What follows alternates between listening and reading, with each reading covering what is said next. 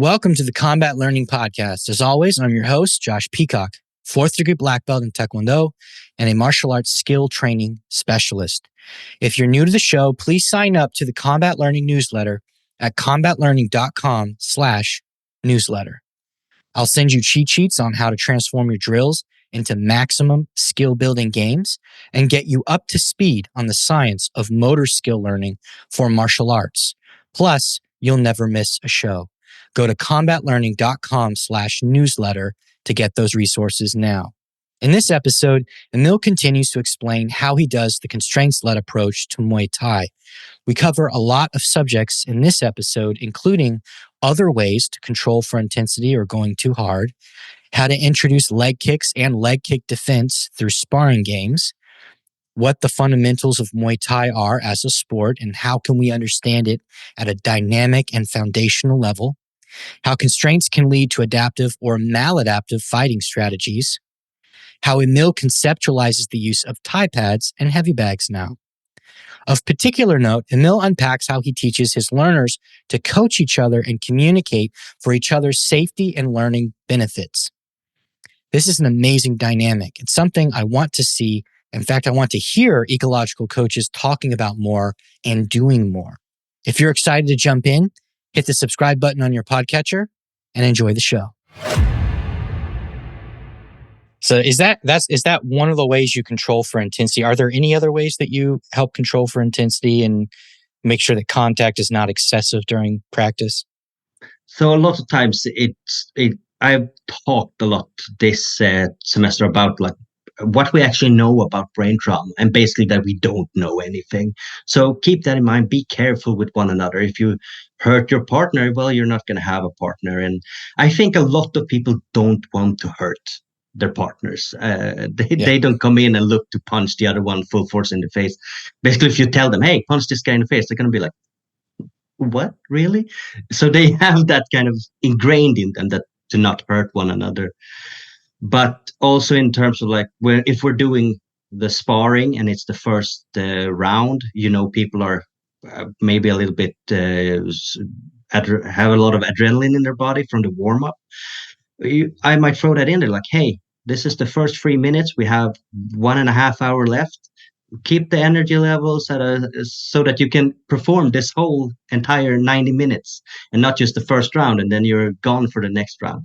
So keep that in mind and really kind of help them focus on how to manage their energy and basically expressing themselves in a way that they can sustain. Because yes, you can go balls to the walls for 3 minutes, but then you're gonna be sitting on the sideline puffing for air for an hour and a half. So keep that in mind. Yeah. So switching gears here a little bit. Yeah. You mentioned clinch. I think you said there was only 3 main positions that you work from. Are all your games based around those 3 positions? Are there other games you use to teach clinch? So we worked a lot of clinch actually this summer as well. Those 3 positions were basically just me trying to find like, what positions can we define as like good positions. And we did clinching, and I've actually changed kind of my definition of clinch. I watched Matt Brown, the UFC fighter, very known for clinching. I watched one of his instructionals, and he said he views clinching as the point where we make contact with each other. As soon as we have contact with each other, we have begun clinching. And maybe even if I throw a kick and you catch it, we're entering a clinching situation. But if you don't catch it, we're still in a kind of a clinching position, if that makes sense. Yeah. So what we did was basically, hey, this is our definition of clinch when we have contact. So now we're starting from a position where you both have to touch hands. And from here, we're going to work. And we talked a lot about like inside position was. Why is inside position important? How do we move another body? How do we lock another body in place? And how do we create these spaces where I call it where we're not doing 50-50 positions, because I don't like those odds. I'm not basing your health on a coin flip. You need to be in a good position to punch another person because usually they want to punch you back. We have to keep that in mind. For some reason, they want to punch us back. Yes, for some reason. Yeah. It might be the rules of the game. Who knows? But or it might be self-defense. Who knows? Yeah. But what about kicking and leg defense? This is one of the areas for me that I come from. More of the kickboxing I did was more of like an old school karate type. So we didn't really do leg kicks. So this is a new frontier for me. And I'm wondering how you've used games to teach those concepts. So, as I talked about earlier, my kind of thesis that I worked on, an important part of that was identifying free, or not free, but basically identifying the fundamentals. And for me, the fundamentals are not kicks and punches. It's Mhm. everything that basically shapes the game. Right. It's like the atoms of the of the Thai boxing, if you want to look Yeah. at it that way. So the three things I focused on were vision, actually seeing what your opponent is doing. That's really important, I believe, to because if we close our eyes, like if I close my eyes and I face a complete beginner, I am super scared because I don't know what's happening. I don't know when punches are coming. I can't see anything. And the same thing goes for when we're utilizing our hands. If we cover our eyes, it's super scary because we don't know what's happening. So vision was really important, or you can basically call it perceiving your opponent, Yeah. what they are going to do. The second thing was balance. I thought was really important. How are we standing? How are we moving? Are we moving in a way where we feel balanced? Even if we get hit, can we keep our balance? Or are we crossing our feet? If we get hit here, we're going to fall over or we're going to absorb a lot of force from the punch. So make sure you move in a balanced way. And the third thing was distance. Basically, the space between us. We need to control this space. And this is basically 90% of the game. Even if you watch at a high level UFC, the good guys, they know how to manage this distance. And the very good defensive fighters in particular, they're very good at managing distance. Yeah. So keeping these three things in mind was very important. And from there, we could formulate games or tasks for people. So when we worked leg kick defense, I think it was 2 weeks ago. I basically told people keep these three things in mind, and the other person is going to throw kicks. They're going to try to kick your calves. They're going to try to kick your thighs. You need to block this kick with your shin bone, and basically showing where the shin bone is so that you have a visual understanding of it as well. And a lot of what went wrong was when people either didn't see the kick coming, didn't have a good balance where they could lift their leg, or they didn't control distance and they couldn't react in time. So a lot of that, the conversation that happened during that period was about that, going around in the room and talking to people. And when we see people get kicked a lot, basically talk to them saying, hey, are you realizing you're getting hit a lot? Yeah. Where do you think you're failing? And try helping them identifying the problems of these three things. Are you vision failing? Are you seeing the kicks? And if they're like, no, I don't see the kicks. Well, okay, talk to the partner. Hey, maybe like shake your hand on the side you're gonna kick, so they get that kind of visual clue, and basically make it easy for them, help them succeed, and then we can start increasing the difficulty of the game or the task.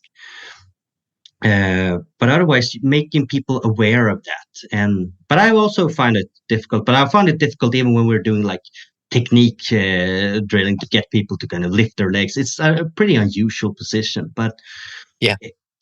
it's basically you have to work at it too. You have to learn how to deal with it. So I think that's a big thing. But those three principles is what I base a lot on: the vision, balance, and distance. Controlling those three things will help you immensely become a better defensive fighter. Yeah, absolutely. So I know that adding kicks really changes the landscape of what you can do with punches. Do you ever constrain people just to explore punching, or do you always keep something like knees or kicks around to help with representativeness, or do you see value in just working with punches?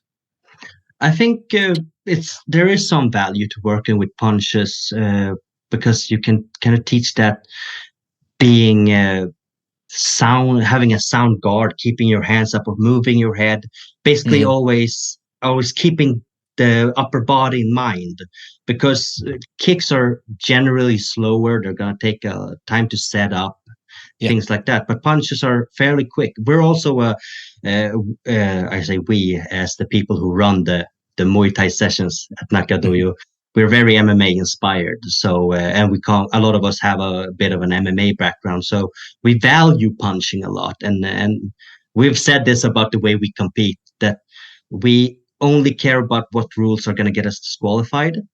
But we're going to go in, we're going to do our own thing, and then let the judges decide who won. We're just rocking up to do damage. That's it. Right. So we value punching a lot. But yeah, we keep that in mind, that we can work both things. But I had this actually. I think I was planning a class and I was like, wait, it's only punches. No, no, no. This is not the entire game. They need to be wary of Mm, kicks as well. They need to keep this in mind. They can't get comfortable just becoming boxers. yes. They need to respect. Need to have that fear of God in them, that it Yes. hurts, get kicked in the legs. Yeah. Well, if you were talking about how the constraints naturally they started doing the right thing. And Yeah, if all you do is do punches, their stance is going to get yeah, maladapted to dealing with kicks yeah, because they're going to be like, oh, I need to limit my target area yeah. because I don't have to worry Exactly. about kicks. Yeah, And then all of a sudden that you add kicks again and they're getting the front yeah. leg kicked out from under them. So, I was talking to a friend of mine, Joakim Engberg here in Sweden, and I posted a clip of us doing sparring with no head contact, and we talked a bit about that, and he said, "Oh, I do this as well," and I said, "Yeah, they don't realize I'm actually punishing them." Because getting hit to the head doesn't really hurt, but getting hit to the body and the legs sucks. But they haven't done it enough to know that, so they think, oh, he's constraining us too much. We want to go to the head, but really, yeah. I'm punishing them. Secretly, yes. Yeah. Do you wait a certain amount of time before you allow head contact, like just like taps or touches? So I know Scott Seabright has talked a lot about how he Hmm. limits head contact when he designs practice, and I think there's a lot of value in it. I usually allow head contact fairly early on, but Okay. usually in a very, very constrained and controlled manner. So, Hmm. for example, last night when we did this, where we actually started with, hey, the one partner has to put their hands down, you have to get in your stance, and the other person is gonna punch you. But if you blink or you flinch, you're going too hard. And basically that they self-impose the constraint on it because you can't go hard at all Hmm. then. And then we said like, hey, okay, this is the level we're gonna keep during these sessions. And then of Yeah. course, while we're working these defensive methods, we're usually so focused on the defense that head contact is very limited, but Right. also talking to people about the dangers of head contact is really important. Hmm. And I know we have a lot of young guys who treats the sessions basically as fight club, but I think that's kind of natural when you're young and dumb and you want to kind of prove Yeah. yourself, and you have a lot of adrenaline in these situations. But I think being the kind of, I don't know, father figure, if you want to use that term, basically being like, hey, calm down. I've been in this position. It's not Yeah. worth it. At least a big brother. Yeah. Yeah, yeah, big brother is At actually least the really big good. brother. Yep, for Yeah, sure. Yeah, young guys, man. They want to yeah. I've been they're the guys that those are the guys that beat me up the most at when I'm Yeah, at practice. Jiu-jitsu doesn't matter what it is. yeah, Jiu-jitsu, these years, but man, like I'm not even a threat to them really, and yeah, they've got to extend my arm as fast as they possibly can and crank an arm bar or something. yeah. Like it's just, just tap early. Like don't. I'm too old to have an ego Yeah, yeah, on that. I'm absolutely. I'm trying to just do martial arts until I'm old. I'm not trying to compete anymore. Yeah, So, the people who's hurt me the most in jiu-jitsu is either the really young guys or the people who have done it a long time and felt like their ego's getting hurt if they get threatened by me. They have to go hard. yeah, yeah, yeah. Yeah, people say jujitsu's the ego killer. It is not. And no, It hell is no. not the ego killer. I think every sport has this where they say, "Oh, our sport teaches these values," and it's like, Uh-huh. yeah, Sure. I think jiu-jitsu is more likely to select for people who have enough humility to stick around Mm. and put up with being killed for 10 Yeah. years until Yeah. you can be good at it. Yeah. Well, if you do it ecological, I think you can get better at it a lot faster. But for the That's traditional that. way, yeah. Yeah. That's a really good conversation because I have had a lot of these conversations with people who are doing jujitsu, who are beginners, because I was a beginner as well. And I very early on was like, oh, these classes are really, really boring. So I asked Oh a yeah. friend of mine to help me learn. And then it became fun because we're friends and we can Yep. talk very openly about what we do. But a lot of beginners are like, man, I feel worthless. I feel like I don't know anything. I don't understand what they're talking about because we can go into there was a class a couple of months ago where we went into berimbolos, and the two people were completely new. I Oh. still don't know what a berimbolo is. They had no idea, and I was standing there next to them. And I was like, "Oh, should I go talk to them and tell them it's okay to feel this way?" And I felt so bad for them. I always wanted to Yeah. tell them like, "Hey, you guys are amazing. It's just the structure is not benefiting you at all right now." Yeah. The thing I just hate about the traditional approach from probably the 10,000-foot view is how a learner is never able to appreciate how amazing his or her body is Yeah, because it is artificially suppressed. The learning process is suppressed. They're constantly told, they're just hit with a barrage of things like, you can't do this, you can't do that. mm. And, a lot of it, is probably true that this is not a good thing for you to do. But if you don't, you might find something that works when you try Yeah, different things out. yeah, And they're just not allowed to, they're not allowed to explore. They're not allowed to adapt. And you have to, you're put in you're set up to fail because I hear this all the time. Man, I just forget my techniques, dude. yeah. I just can't remember my techniques. Well, that's not how it works. No, not at Like all. that's not how you move. That's not how No, you control your motor behavior in no. an event. You don't recall. If you're trying to recall techniques, Yeah, you're no, gonna yeah, no, miss the affordances every single time. yeah, yeah.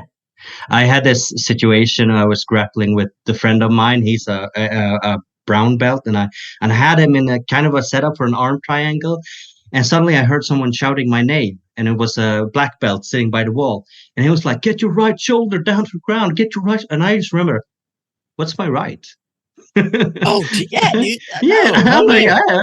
I No have a way. hard time separating my right from my left without this person trying to wrestle me. Now I'm Yeah. gonna try to remember this. So I started trying to listen to it, and at the end I was like, hello with him. I don't know. I'm gonna do this on my own. And I ended up getting the arm triangle when I stopped listening to the instructions. Yes, I had the same exact thing. Coaches, they bark at you to do stuff, Yeah, but they yeah, don't know what you're feeling. They don't know no, what you're seeing. They don't know what you're no, perceiving. And I've been no. told so many times, fight through this underhook, fight through that. And I feel my shoulder compromised. Yeah, And if I was to try and fight that, I could have ended up with an injury. yeah, And like, oh yeah, you got to do this. And they don't really care. Even if you tell them like, hey, coach, I got a bum, shoulder. If I was feeling it pretty hard there, if he had kept whizzing over the top or overhook, whatever, and I kept fighting that, it might have, it might have popped out of socket or something. yeah, And they, there are a lot of them are like, there's various levels of dismissal. Some of them will kind of pretend to, yeah, you yeah. know, sympathize, but they don't really give you any, practical. It doesn't change. They're gonna bark at you about the same thing as soon as it happens because they just Yeah, see certain openings like they're watching an instructional, yeah, exactly. and they just don't care about what you're feeling in your body. No. And I think the relationship aspect of coaching and also the act of have training together is so important. You have to nurture that relationship. You basically have to, because a lot of people who walk into the gym maybe don't know anyone. So just Mm, telling them to, hey, represent this and grab a partner, that's scary. Like getting yeah, to know a new person, trusting them with your body and your health is really scary.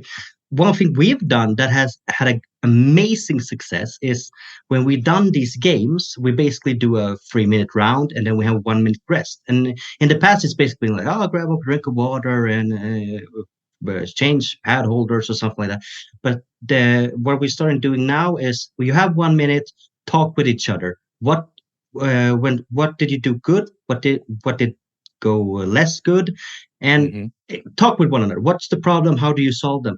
And that has had amazing success because people are talking with each other. Oh, I'm having trouble when I'm here. Yeah, but I'm seeing this. Oh, damn, that's and they organize. They help each other. Suddenly, we have 33 teachers in the room instead of just one. And that's something because I think a lot of times we undervalue that the relationship Yeah. aspect of training and actually being like, hey, let's talk. Let's not fight. Let's Yeah. talk. I love that so much, dude. Yeah. That's awesome. I really believe in peer coaching. Obviously you need experienced coaches in there for a lot of reasons, but I love peer coaching because a lot of feedback doesn't really require you to be any more of an expert than the other person because No. you can tell what's working and what's not working and you can Yeah. identify at least a rough reason why it's not working, and then Yeah. that puts you in a direction to explore. So that Yeah. region of solution space, as the Yeah. scientists would call it, you have a better feedback on where you need to be in what region you need to be. You 100%. don't need to have detailed, instruction about just how to hold the leg or just how to defend the leg snatch or something like that or the clinch. Um, you just have to point out, hey, you're having trouble moving the elbow here, or this is not working for you, or um, you're doing this, but it's not working because this other arm is not being addressed. Just I'm trying Yeah. to make up things on the fly, but I Yeah. know in Yeah. No. jujitsu, a lot of times things don't work because they're addressing one thing and not another. Yeah. Um, and This you have is to try this to is find ways a to do that. this is a shift. I'm a huge soccer fan, football fan, and Hmm. lately a revolutionary thing they are calling relationism has started happening, where Mm. essentially what you do is a lot of football is played in a very structural, positional play. You have your position, you keep your position. You may change with a partner, but you change in a certain predetermined pattern of how to play, and that's very effective. But what's happened in South America is they have started basically a Swedish coach called it advanced schoolyard soccer. That Huh. basically you get a bunch of people and they shift towards the side of the field, and they basically get to interact with each other and play football with no real predetermined pattern. They have some principles of play, but they just interact, and that has Wow. been an amazing way to. And the coach who was responsible for this, his name is Diniz, I know Fernando Diniz, I believe his name is. He's in charge now of the Brazilian national team, so it'll be interesting following them. But he talks so much about it's so important to have these relationships on the field because we have 11 players and they all need to basically have a relationship with one another and create these relationships. And I thought, well, we can do that. We have 33 people. That's 33 relationships, or even more if they switch partners.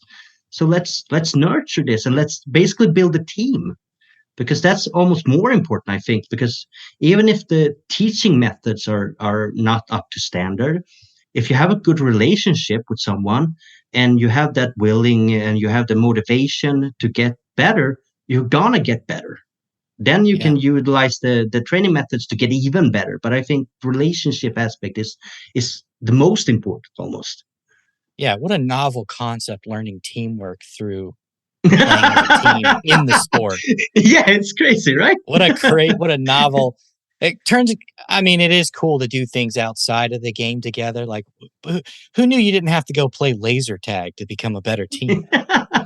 so so so so in Sweden we have this a lot of discussion about like integration in society, how people who come into Sweden are going to integrate in society. Uh-huh. And I have listened to this conversation and they never talked about sports and the Yeah. role of sports in building a society. Because Hmm. my earliest interaction with different cultures that I can remember is playing football on the schoolyard with all bunch of nationalities and all bunch of people. You didn't care. I only wanted to score goals. If you can help me score goals, you're my friend. So interacting in that way, I think, is really important, and sadly, it's an undervalued part of society as it relates to sports and how we Yeah, can. cooperating towards Yeah, a mutual end is a fantastic way to break down differences yeah, absolutely. and create a sense of fraternity among people. Yeah, I mean, even absolutely. even in marriage counseling, I think one of a good marriage counselor, one of the first things they'll do is get a husband and wife like working together on something. Yeah, Like get the just stop. You know, of course, talking about it, communicating is important, but you got to do stuff together. yeah, yeah, I yeah. mean, friendships the same way. I mean, it's just relationships with your siblings and your parents. Doing things in sports is such a fantastic way to do that. I mean, Yeah, everybody likes sports almost yeah. of some sort. You It's know, the only. Yeah. even if it's chess, you know. But sports is like the only subject where you're allowed to say, "Oh, I don't care. I don't have any knowledge about this." If you say that Yeah, about like politics or news, people are like, "Oh, you're stupid." But if you say that about sports, like, "Yeah, I understand it," and it's kind of strange to me, but I understand it as well. So. yeah. In this, that's true because I've lived around the United States. In the South, it's a little. If you're not into football, you're kind of weird. American football, you're Yeah, sort of weird. yeah, But that's neither here nor there. yeah, yeah, absolutely. For sure. I'm interested to know. So you talked about that you used to do the introduction on the Tide pads. Now you're thinking about moving away from that. Yeah. What part do you see Tide pads in heavy bag training having in your training going forward? When and where would you make use of them? So what we've been doing during our sessions are usually scheduled for 1.5 hours. Mm-hmm. And what we found when working with the advanced or competition group is usually around like the hour mark. People are very tired. They're tired not only mentally but physically as well. They're basically like, oh, I don't want to listen to people. I just want to go. Yeah. And what usually happens is that's the point where people say, "Oh, now let's spar." And I think that's a terrible idea to start sparring when you're tired and you're not mentally sharp as well. So what Yeah. we've basically done is tell especially beginners like, "Hey, now we have a half an hour. It's basically schoolyard rules here. You can do whatever you want. So talk with your partner. You have the option to either grab a couple of pads and do something cool you saw off YouTube or Instagram or whatever you feel like you want to work on, or you can spar, but we ban all head contact then because it's free sparring and they are beginners. So it's basically this vast ocean of knowledge that they don't really understand. So to help them kind of limit the damage they do, I take away the head damage and make that Mm-hmm. a clear rule. And that has also helped people, I think, a lot in kind of exploring. So utilizing the pads, basically saying like, "Oh, I saw, I don't know who's a good fighter. I saw Robert Whitaker do this on Instagram. Let's do this, bam, bam, bam," and they get to explore in a different way, but they get to utilize their own. They get to decide what they want to do, and I think that's also really important to feed that curiosity and try certain things. And I know when I have if I had to grab a quick workout with a friend of mine, we'll be like, "Hey, grab a couple of pads," because we want to get tired, we just want to go. And that's a beautiful way to looking at it. You're still getting a workout out of it, and that. Mm-hmm. But if we want to build skill, then maybe it's not the most productive thing. But we can build Yeah. other things. We can work on creativity. We can work on the relationship aspect again, or just. I think that's where pads and I we don't have a lot of bags, and bag work usually. I feel like if you're gonna work a bag, you don't need me. You can do that on your own time. It's not that Yeah. complicated. Punch or kick it, and it moves, and then kick it again or punch it Yeah. again. Yeah. Yeah. People try to sell instructionals on bag work, but you can teach the Jesus fundamentals. Christ! You know, just keep moving around. Don't Yeah, keep stopping the sway. Some yeah, bags won't even move, but exactly. yeah, and that's basically it. Just make it up. Like you're not dealing with an opponent, so there's almost no way to make a mistake. Yeah, yeah, absolutely. Like Yeah, that's think it. interesting. Yeah, I think it's really important because in Swedish, the word for playing football and playing a game of tag are two different words. In Sweden, it's Mhm. called spela or leka. So they kind of become separated, and I think it's really important to allow that kind of playing the playing tag way of thinking about sports Mhm. to be there to kind of like, hey, grab a bag and play around. Just do what you feel like. If you want to do a rolling thunder or a backflip, do that. Try it. Why the hell not? Yeah. You're gonna experience something. You're gonna learn something. So try it. Like experiment. Yeah. Yeah. Have I, fun. I yeah. Just I you can always have love fun. I always love this Daft Punk song. I think it's called Giorgio by Moroder, where he says, "Once you free your mind of what's right and wrong in music, you can do whatever you want." And I think that's very important. Like, Yeah. grab a bag and do what you want. It's your time. It's your life. You decide. Yeah. Don't don't Yeah. look don't look for this validation from other people. Like, do your own thing. Yeah. I mean, there's value to doing a tornado kick, even if you Yeah, might never use it in a fight, yeah, because it helps you understand your body better. yeah, and it's fun. And it's fun. It's amusing. You Yeah, amuse your yeah, partner, you amuse yourself. Like yeah, it's okay to have fun when you're training. A lot of yeah, people, there's like two camps of training that either training has to suck because it's yeah, serious and fighting yeah, and yeah, violence, yeah. or it's doesn't have to suck. Don't you don't have to take yourself that seriously all the time. Maybe when you're in camp for fights, you should Yeah, be serious. But when you're just exploring and getting better and in the off season or outside of fights or whatever, I yeah. mean, it's not an immoral thing to have fun. It's just kind of a I don't know where this came from, this idea that you can't have fun training Yeah, martial yeah. arts. Like our gym is built. It's been around for a long time, so there's a lot of Mhm, traditional values in terms of like how practice should be designed and stuff like that. mhm, But I think people have this idea that misery creates like strong people, and I think when you look at it, it's completely opposite. Like a person who is well fed, who has slept well, who's well hydrated, they will perform very very well if you ask mhm. them to do something that's hard. But someone who's very hungry, who has slept poorly, who hasn't drank a drop of water all day, they're gonna do terrible. So I don't really understand where this idea of misery comes from, and Yeah, I I think misery in doses can create a mentally strong person, but you're yeah never going to perform at a high level when your basic needs are not met. yeah So and there's a scrappiness and a resourcefulness, but there is yeah a dark side to of misery, a sustained misery, anyways, and that is okay. Yeah, you have some mental toughness, but eventually that kind of gives out. You become too sensitive. You could become too anxious. You have this baggage that detracts from your ability to perform.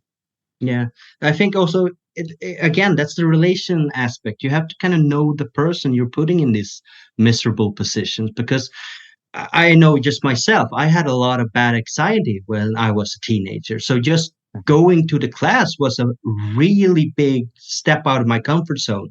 If I Right. had to take further steps, it may be too far. And you have to keep that in mind that we don't know these people. We don't know what they've went through, how hard their lives are, or how easy their lives are. So it's kind of unfair to assume that they are okay with being miserable. You have to kind of, I think, build that relationship Yeah. and find out more about people and be like, hey, how's life? How are you feeling? How was this session? Work today was so tough. It's been a rough period. Oh man, and you get that information and you again, it comes back to caring. You have to care about people if you Yeah. want to do this. Yeah, you can have fun and put in hard work. I don't wanna Yeah, get off of work, yeah, and it was just mentally torture all yeah. day. Everybody in the office is passive aggressive. Uh, My that miscommunications, just everything, and then you go to martial arts. It's supposed to be my outlet, it's supposed to be my fun thing, and everybody has a chip on their shoulder, and the workout is maximally yeah. miserable. My dad actually he works he's I think I think the easiest word to use like sporting director for the football club in his area, Mhm, and they worked a lot with developing youth coaches. And one exercise they did was they had to structure a drill or a for a type of drill in like 4 steps, with each step becoming more increasingly advanced. And then they picked a group at random, like, hey, you have to come up here and you have to present the drill you have chosen. So when they got up there and started talking, they were like, wait, the kids have arrived. They're all tired from school. You have to scale it down. What are you doing now? How do you make this drill you've chosen? How do you make it easier? Because that's also really important, that you have to know the group and you have to feel the group. You can't force tired people to be energetic. You're not going to be able to do that. Yeah. You have to know the group. You have to feel the group and be like, okay, the energy levels are here. We maybe need to adjust certain things, and we have to change the language we use. Or again, it's the relationship aspect of it. Yeah, absolutely. You can't just browbeat kids for being No. zapped for 8 hours of school. They're No. frustrating. They've been using their brain all day. They miss their parents. Yeah. Yeah. What are you gonna do? Yell at them like a football coach and like a high school football coach and tell them that they're lazy and unethical because they can't summon the energy after all that time. They're I don't know. That stuff makes me upset. I mean, they're children. Yeah. For goodness sake. Absolutely. Jesus Christ. Yeah. Yeah. It's yeah. Cool. And so you talked about designing games. I want to get into that. So how do you approach designing games? Thanks so much for listening to the Combat Learning Podcast. If you enjoyed this episode, remember to leave us a review on Apple Podcasts or Google Podcasts or your podcatcher of choice. It really helps us out. Finally, this episode, including the intro music, is produced by Micah Peacock. Thanks in advance, and I'll see you on the next episode.